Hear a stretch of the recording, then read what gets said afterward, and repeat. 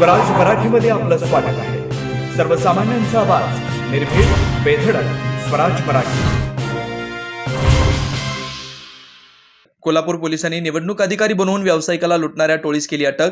बनावट निवडणूक अधिकाऱ्यांना कोल्हापूर पोलिसांनी केलं जेरबंद. लुटण्यात आलेली रोख रक्कम 25 लाख रुपये मिळवली परत. गुन्ह्यात वापरलेल्या 30 लाख रुपये किमतीच्या 2 गाड्याही जप्त. एकूण 55 लाख रुपये किमतींचा मुद्देमाल पोलिसांनी केला जप्त.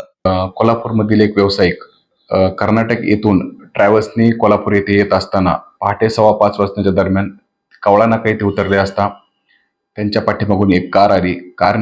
कारमधील व्यक्तीने ते व्हिजिलन्स अधिकारी आहेत, निवडणुकीच्या काळात तुम्हाला कॅश घेऊन जाता येत नाही असे सांगून त्यांना गाडीत बसवले व त्या कारमध्ये असलेल्या 5 इसमांनी त्यांच्याकडील रोख 25 लाख रुपये व मोबाईल त्यांचा काढून घेतला.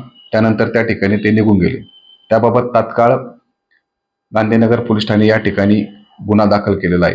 सध्या निवडणुकीची आचारसंहिता असल्याने जिल्ह्याचे पोलीस अधीक्षक श्री महेंद्र पंडित साहेब यांनी तात्काळ गुन्हा उघडकीस आणण्याचे व कारवाई करण्याबाबतचे स्थानिक गुन्हे शाखेला आदेश दिलेत आहे.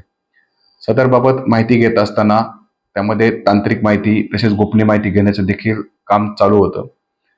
स्थानिक गुन्हे शाखेचे अंमलदार वैभव पाटील यास माहिती मिळाली की कोल्हापूर येथील राहणारा संजय किरणगी यांनी हा गुन्हा केलेला असून त्याच्याकडे अशी गाडी आहे. त्यामुळे तात्काळ त्याची माहिती घेतली असता तो गोवा या ठिकाणी होता. सदर ठिकाणी पथक पाठवले, परंतु ते गोवा या ठिकाणावरून कोल्हापूर येथे येत असताना गोवा येथील पथक व कोल्हापूर येथून दुसरे पाठवलेलं पथक यांनी संयुक्त कारवाई करून त्यांना पुईकडे ते ताब्यात घेतले. त्यांच्याकडे 2 वाहने मिळून आली व त्यामध्ये 3 व्यक्ती बसलेले होते.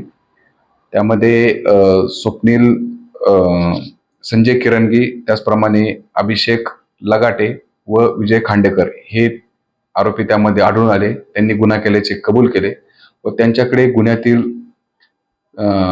असलेली सर्व रक्कम 25 लाख रुपये त्यांच्याकडून हस्तगत करण्यात आलेली आहे व त्या 2 गाड्या देखील ताब्यात घेण्यात आलेल्या आहेत. व त्यांच्याकडे अधिक माहिती घेतली असता आणखीन 2 आरोपी त्या गुन्ह्यामध्ये गुन्हा करतेवेळेस उपस्थित असल्याचे निष्पन्न झाले. ते स्वप्नील जाधव व हर्षद खरात असून त्यांचा देखील शोध घेत आहोत.